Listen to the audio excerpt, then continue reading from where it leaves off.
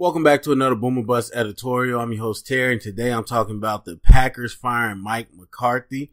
Now, I know I'm a Bears fan, and I talk about the Bears, but this isn't a Bears episode, so any Packer hate comments and all that, keep them to yourself. That's not what this is about. Because even though I'm not a Packers fan, I will still stand here and say what happened with Mike McCarthy was messed up and stupid. And it angers me because this is just the latest in a long line of a new trend that's starting in the NBA, the NFL, that's acting like the NBA. And see how I got those confused. Where in the NBA, it's just, it's commonplace to fire coaches 10 games into a season or midway through the season. Fire a coach going into the playoffs. Fire a coach after they lose a playoff game. All these stupid things. And whatever. I barely watch the NBA. I don't care what they do. What I do care about is the NFL, for some reason, starting to replicate that. There was one, we all know Black Friday, not the actual, not Black Friday, Black Monday. Not the actual, holiday or anything. But Black Monday in the NFL, the Monday after the last game of the season where all the coaches on the hot seat get fired. And even that was something that became a thing. And so that's something we graduated towards, because loyalty used to be a lot more common back then. And then we start getting to a place where fans are impatient in this day and age. So are owners in the front office, and they just start firing people. That's a whole nother subject that I could get into that I'm really upset about. But the fact of the matter is we live in the NFL where people want quick results. Okay, cool, whatever. You decide to cut ties with the people you picked and blame them, that's on you. But it is an entirely different thing to fire a head coach or any coach really, or I should say any coordinator or head coach in the middle of the season. Even with coordinators, and I know some people be like, yeah, coordinators is a little more understandable. And I guess, but I still, even with them, I just don't believe in it at all. What does it gain? That's my thing. It's week 13. You're firing Mike McCarthy for what? Is the candidate that you want to be your head coach, is he sitting around in the free agency right now, sitting at home? I highly doubt it. I highly believe that all the candidates that you want are probably on teams right now. So you're not getting a head coach right now. So what benefit are you gaining? You bringing in an interim head coach, and there's some people be like, oh, just get him out, a change of scenery, or, blah, blah, blah, all that stupid stuff. No, 100% no. I've been around football or coaching football way too long. And of course, a lot more people see the player side than the coach side.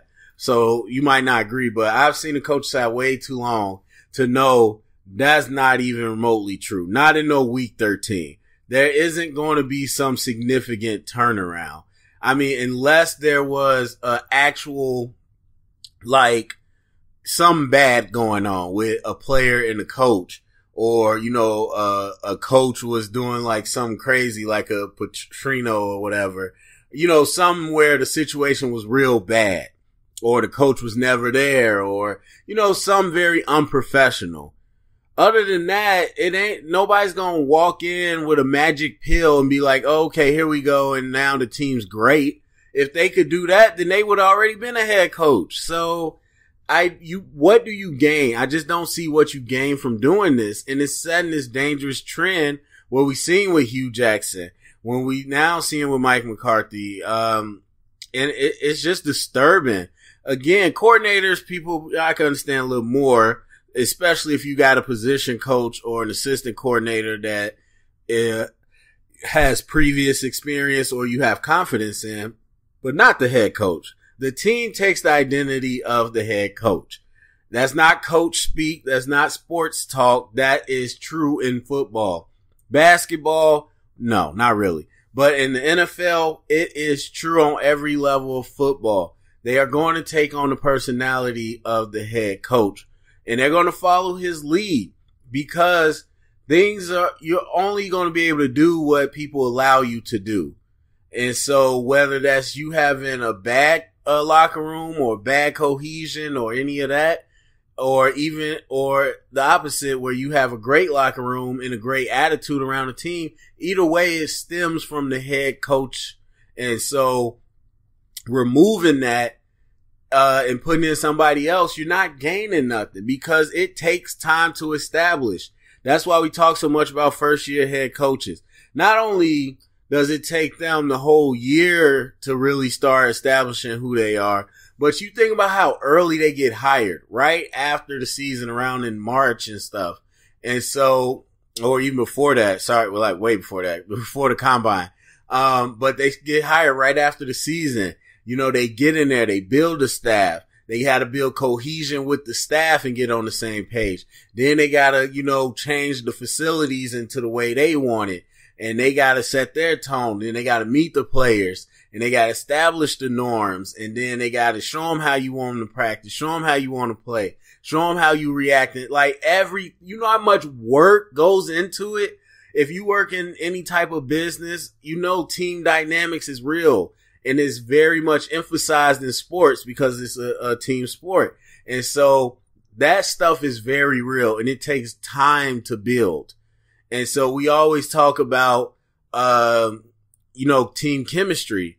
Yeah, you could be loaded with talent, but how many times does a team in the Super Bowl just hated each other, or none of them were on the same page? Never. They have to have chemistry, and it starts with the coach and the coaching staff. So even if you have a guy that you want to bring in, or the guy on the staff that you want to bring up, they're not going to be able to instill a head coach mentality there. The only thing you're doing is saying we give up, because whoever steps into that seat is already doomed to fail, because you don't have the time to actually build your own culture. And then number two, you weren't preparing to be the head coach in most cases. Sometimes you got assistant head coaches that are, kind of doing a lot of the same things, but for the most part, you weren't ready for that situation.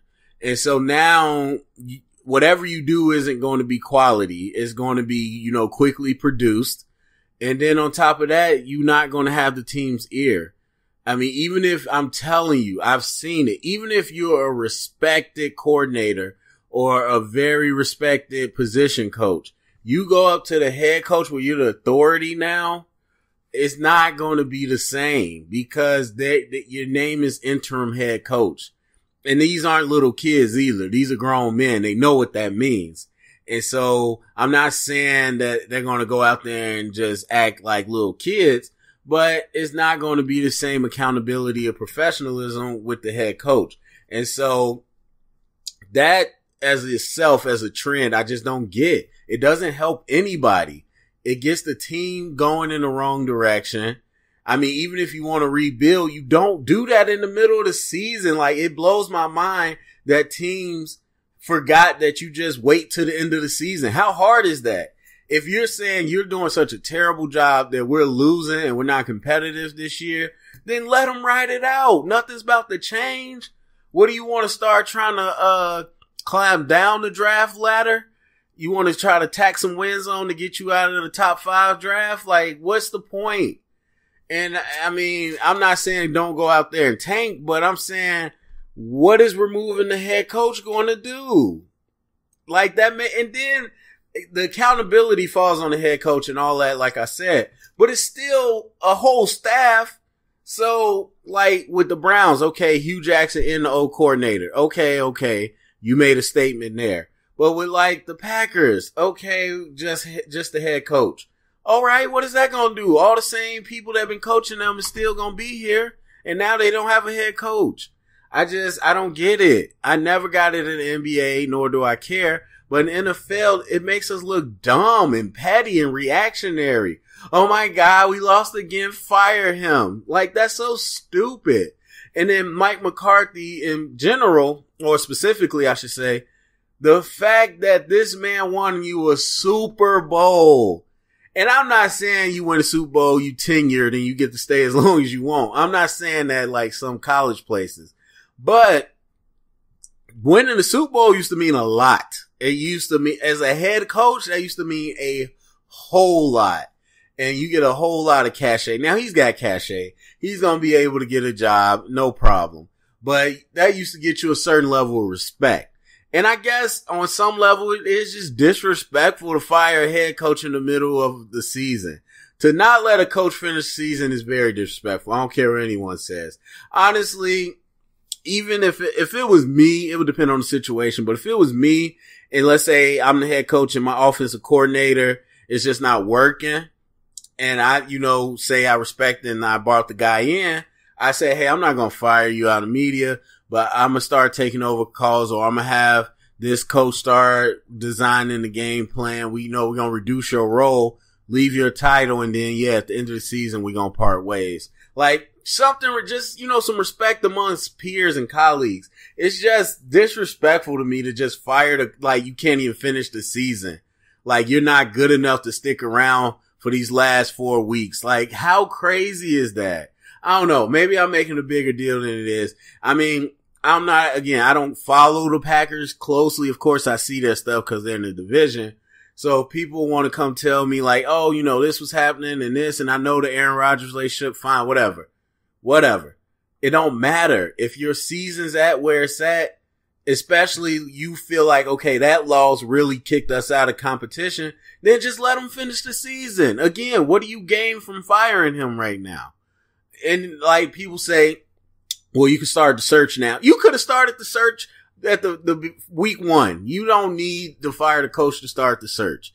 So, the coach to start the search. So anyway, maybe it's just me. Maybe I think this is the worst thing ever because I'm from the coaching life, but I just think it's an ugly trend. I hate the NBA for a lot of reasons, and I hate to see the NFL do anything like the NBA because I love the NFL. So anyway, go to comment sections. Let me know what you think about the Packers firing Mike McCarthy. Start those conversations, share it around, get the convo started, thumbs up, subscribe, and remember, thank you for listening.